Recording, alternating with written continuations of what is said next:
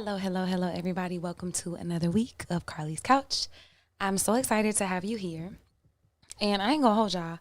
I was a little like, what do I feel like talking about this week? I usually form episodes because I have a bunch of ideas. I'm like, oh, I get inspired, I have a conversation, and life happens. And I don't know if it's because I've been just doing too much in this new spring, new fire season. Shout out to all the Aries. Happy birthday, white men. I don't know what's going on, but my brain was kind of all over the place. And when that happens, sometimes it tends to just be like nothing. It's like information overload and then it turns into nothing. However, I was looking back through some of my notes, and one of the ones that stuck out was practice is prayer. And so that is the idea behind today's episode of what if the goal was to practice? What if our goal was to just try? What if our goal was to just enjoy? What if our goal was to experience? What if we allowed those things to be enough? And what does that look like? And what the hell am I even talking about? So, I recently just finished this cohort. So shout out to Burnt Sienna Research Society, a 10-week cohort. I've been working on that for 10 weeks, y'all. This winter cohort starting in January, and we just finished it up. Last week was our final presentation, and it's so interesting because I've graduated from undergrad, boomer sooner. I went to grad school at USC, got my MBA. So I've been in a lot of school. However, I've never been in something like this. And it was so interesting because it is a business cohort for creative entrepreneurs, social enterprises, multi-hyphenates, people who are outside of the box. And a lot of school is just inside of the box. And it is the same way. You're thinking about grades, you're thinking about assignments, you're thinking about how you get in and the tests and like all these things in society that we've been trained ever since we were little to do. And so I was laughing because even in the cohort, we had assignments and we had prompts and we had things to work on for ourselves. But it was funny because like the first week, I was so nervous to get my homework done and to get it submitted.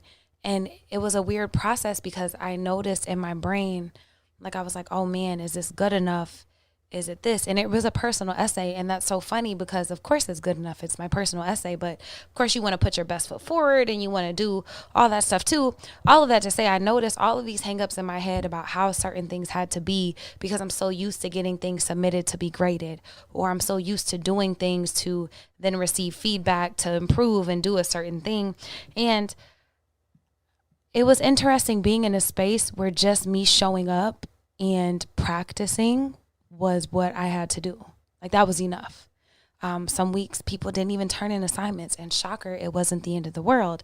But what I think is most beautiful about the cohort is it gave us the opportunity to dig as deep as we wanted to and gave us the tools to help get to the thing if we had a goal, or like we all have our own goals, but they're all different. And through the cohort, you kind of figure out what your real goal is. Like you have your initial one, but then you'll figure out what your real one is. And these tools through the cohort allowed us to find a way to get to that thing.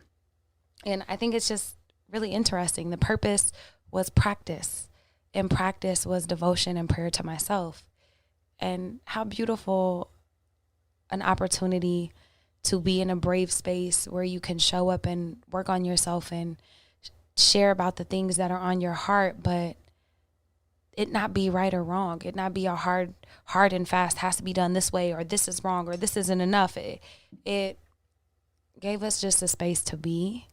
And I think that is a beautiful idea, theory, practice in the way we could live our lives. There's nothing to justify. There's no narrative. There's not a trying to get on a 40 under 40 list, which, that's cool too. I'm not judging any of those things. Those are all beautiful. And shout out to you for all the accolades in your life. But I think sometimes that idea of having to do things a certain way or having to think about how the outcome will be received holds us back from creating the thing, from doing the thing. And why hold ourselves back when we could just be here to enjoy, to savor? I did an episode a couple of weeks ago about savoring, and I feel like this is just an extension. Like, what does it look like to create a life in where the presence was the purpose, where the practice and trying and just doing what was on our heart was the goal?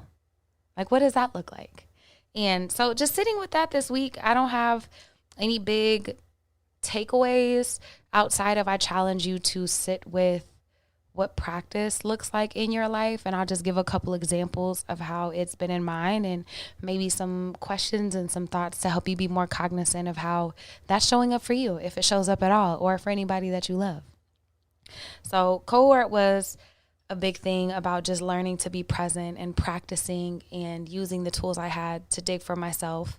It also gave me a snapshot of how well I'm not good at blocking my time. And so I'm also working on improving that.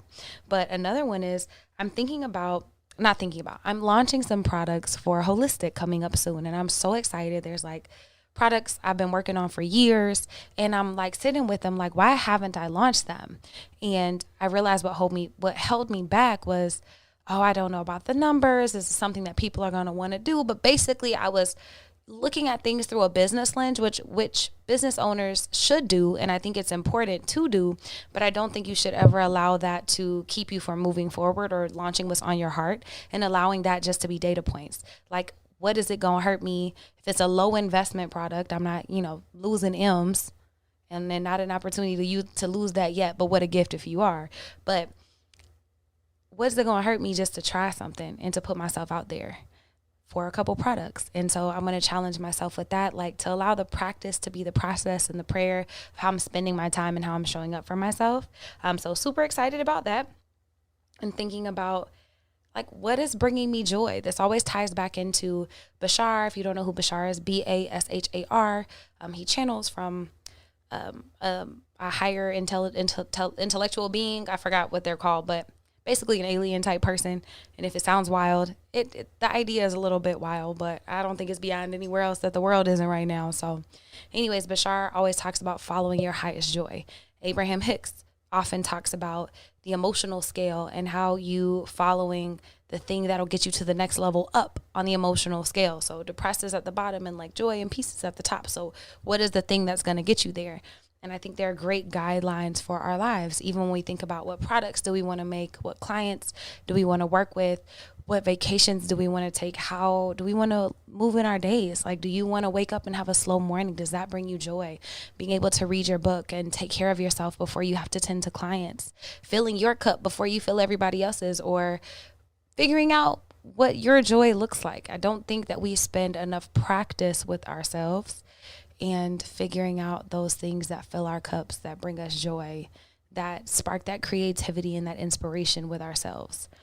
And then the last two ideas are very physical when I think about the practice is the purpose. So I love dancing. I love going to dance class, and shout out to Karma Reigns, Sensuality by Karma with a K.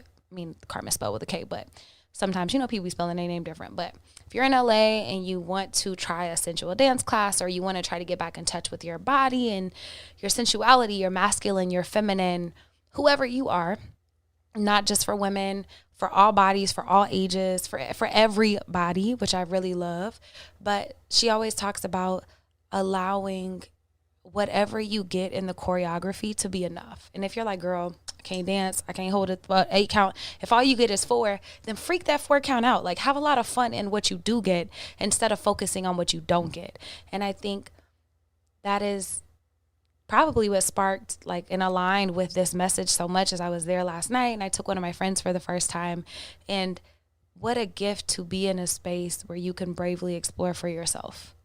And the whole world isn't necessarily safe and brave like Karma's class and when I host a retreat, I like to create brave spaces. And not the whole world is like that, but you can create a brave space for yourself to help hype you up to try things. And I think that Karma's class is so beautiful because you get to try. And it's okay if you don't get everything. It's not the end of the world. There's no penalization. There's nothing that makes you feel bad about who you are or like that it's not enough.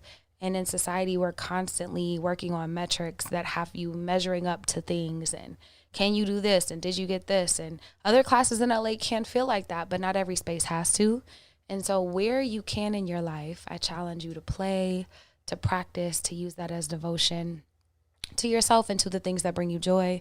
The last little aligning circumstance that I'm thinking about is yoga. One of my favorite things from yoga teacher training is knowing that the practice is enough. And what I mean is, if as a student, if I show up, however my body shows up that day, like maybe I'm not able to do an inversion today, maybe I feel weak, maybe I'm tired, maybe my muscles are cramping from my workout earlier, however my body shows up is enough. It is the practice that is the purpose. As a teacher, I can want you to walk away with enlightenment from my classes. I can want you to walk away feeling loved and seen and appreciated and profound. And, you heard a message that changed your life in my class. I can want you to walk away with less back pain and less knee pain and whatever's going on. But all I can do is show up and teach and trust that whatever was meant to be put out there got put out there. Whatever you were meant to receive, you were meant to receive. The job isn't for me to make sure you got that. The job is for me to show up as a conduit and teach the thing and trust that you walked away with whatever you needed based on how open your own energy was and how you showed up that day. And so trusting in the work and trusting that as long as you put it out there, that the work will work. And so I challenge y'all this week to think about, what if the goal was to practice? What does your life look like in practice? What if the goal was to just experience? What does your life look like when you take off all the bounds and take yourself out of the box and just allow yourself to experience the ups, the downs? Things are only bad or good outside of other things. Let's use nuance in our thinking brains, but things are only as we label them most of the time. What does it look like if the goal was just to enjoy your life? Like, what could that look like? What if the goal was just to try and to show up and see what life could be like for that? So hit me at Carly's Couch this week. Let me know, if this resonated with you. Let me know what your life looks like when you're trying, when you're experiencing, when you're savoring, when you're enjoying, when you're practicing. What does practice look like for you? And I will see y'all next week. Bye, y'all.